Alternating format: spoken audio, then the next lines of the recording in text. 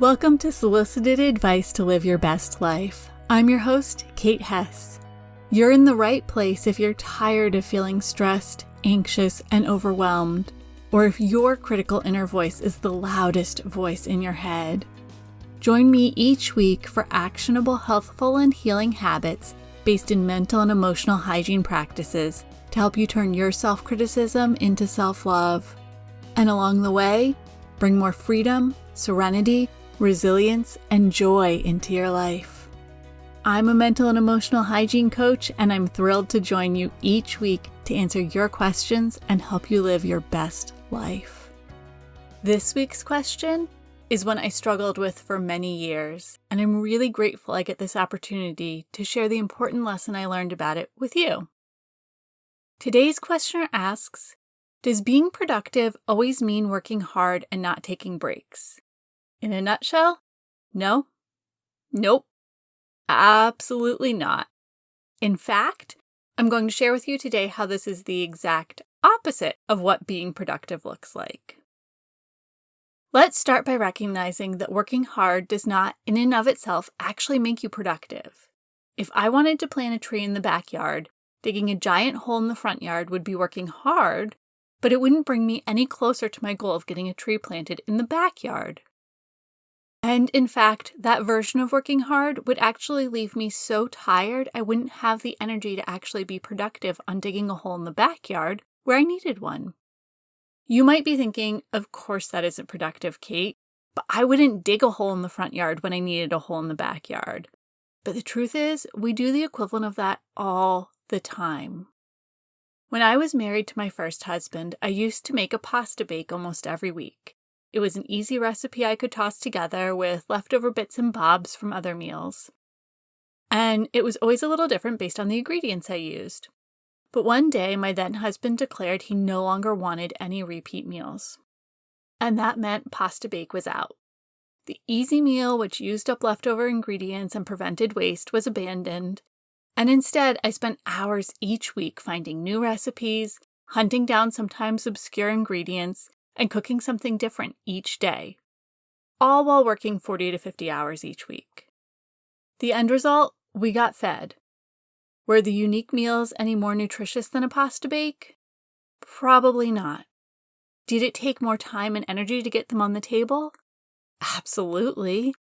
Did I have that time and energy to spare? Nope. But did I have poor boundaries and a rampant need to keep the peace, which led to me taking on this extra work? Yep. Is there a middle ground I could have proposed? Of course. We could have tried 1 or 2 meals a week and still had a few easy go-to standby meals. But instead, I created a lot of extra work for myself without being any more productive. Take a moment and think about where in your life you're creating extra work. Maybe like me, it's being driven by people-pleasing and poor boundaries. Maybe you have other stories, fears, and beliefs which fuel your need to create extra work for yourself. Regardless of what the story is behind the extra work you're creating for yourself, working hard is often the opposite of working efficiently, especially when you're working in the wrong direction. Maybe you're familiar with the term flow state. This is another way of saying you're in the zone.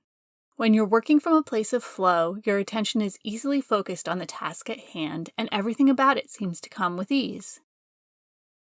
Sometimes when I'm writing a podcast or one of my weekly emails, I'll settle into a flow state. The words just seem to pop out of my fingers as they race across the keyboard. And the content I write when I'm in a state of flow, it's usually some of my best. But sometimes I sit down to write and I'm in the opposite of flow. I can't keep my mind focused on the topic. I use the backspace button more than I do any other key. And the content I create from this place of struggle, it often ends up never seeing the light of day. The copy, and sometimes the entire topic, is abandoned because in reading it, I can feel the struggle it took to write it.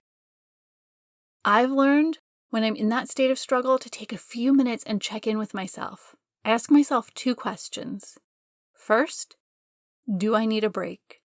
And second, is this topic just not resonating with me? Let's break those questions down. First, do I need a break? Maybe I slept poorly the night before, or I'm over hungry, or I've been sitting at the computer all day and my body is getting stiff. You might remember me mentioning productive procrastination in a past episode. This would be a great time to employ it. If you find you're struggling to focus on the task at hand, take a moment and think about what your body and mind might need to reset and refresh. For example, if you've been sitting at a desk all day, it might be walking a document to a colleague or throwing in a load of laundry if you're working from home. I'll include a link in the show notes to a blog post which gives you all the details on how to get started with productive procrastination. Next, consider if what you're focused on just isn't resonating with you. Sometimes the topic I'm trying to write about feels forced or awkward. It isn't something I would normally talk about, or it's not something I feel particularly passionate about or interested in. Or maybe it's something I'm not feeling confident enough in my own mastery of to offer advice to anyone else. Maybe you're engaged in a task or project that just isn't aligned with your unique priorities and values. Or perhaps it isn't a case of misalignment, but rather it simply isn't the right fit right now. For instance, you might find it strange if you tried to put up Halloween decorations in March.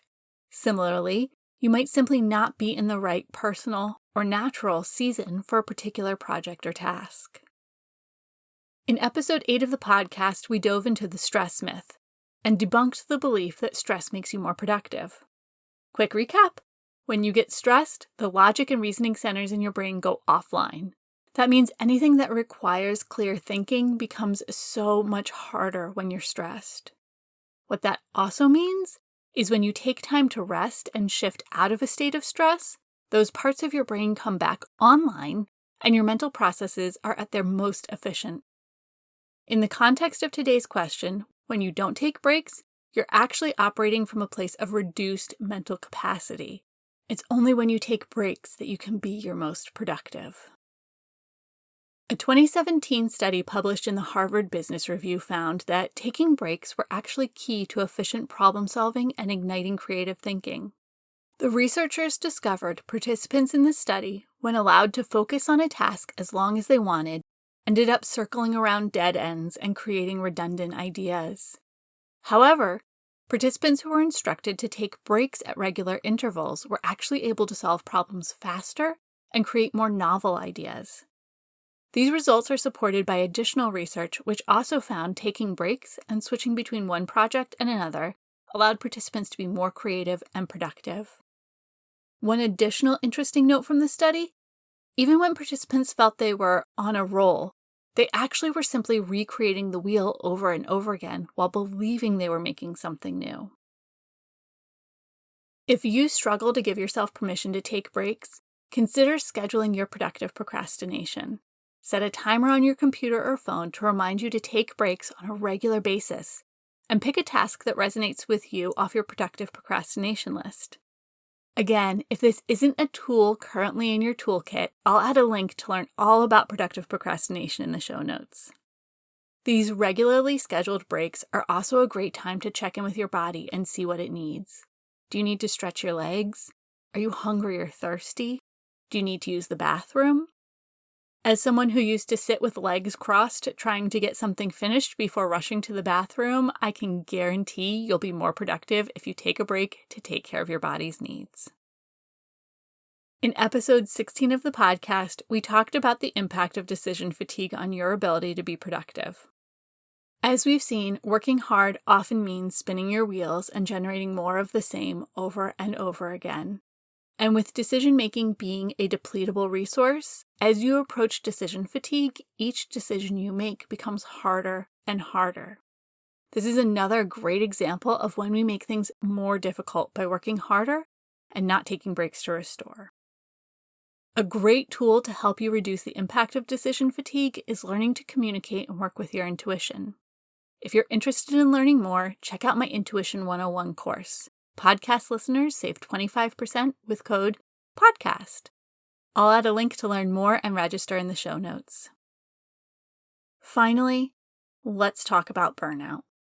Picture an old-fashioned kerosene lamp, the kind with a fuel reservoir and a knob which turns the wick up and down, allowing you to control the size of the flame. If you never refill the fuel in the lamp, eventually the wick will run dry, and no matter how hard you try, you won't be able to keep the lamp lit. The same thing happens to us. When we try to work continuously without taking any breaks to refill our reservoir, we become burnt out.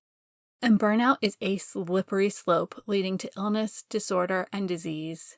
And in reference to today's question, if you're burnt out or on your way to it, you simply won't have the resources you need to actually be productive. This is yet another way that working hard without taking breaks makes you less productive, not more. If you're not sure what burnout looks like or if you might be experiencing it, I'll add a link to a blog post where I cover 7 signs you're suffering from burnout in the show notes.